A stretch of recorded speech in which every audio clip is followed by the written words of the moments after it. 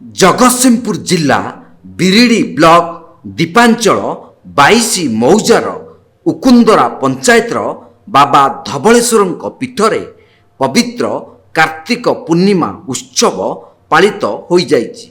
मुख्य अतिथि भावे तीर्तोल विधायक प्रोफेसर रमाकांत भोई, जिला परिषद सभ्य चंद्रशेखर दास, समाजसेवी तथा आईनजीवी रश्मिकांत बेहरा प्रमुख जोगदे बाबा धवलेश्वर दर्शन करने सहित मंदिरर उन्नतीकरण बाबद आलोचना करथिले।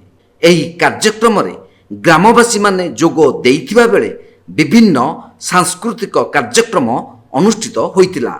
परे विधायक द्वारा ग्रामर वरिष्ठ व्यक्ति मानकु संबर्धित करा जाइतिला।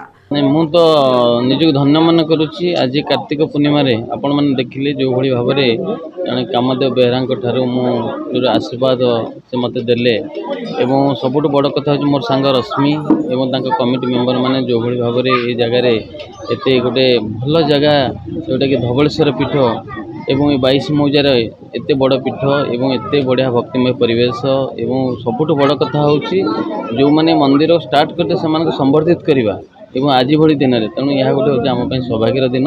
तेणु मु अनुष्ठान समस्त को धन्यवाद जनइबी एवं आशा रखी बाबा धवलेश्वर समस्त को भले रखु, खुशी रखु, सुखी रखु एवं ये अनुष्ठान उत्तर उत्तर उन्नति हो। ये बहु लोक समागम होता है। शरदा बाली भजन संध्या कार्य परिचालन कर बहुत लोक आज समागम होती। प्रभु धवलेश्वर समस्त उत्तर करने भगवान पाखे प्रार्थना कर।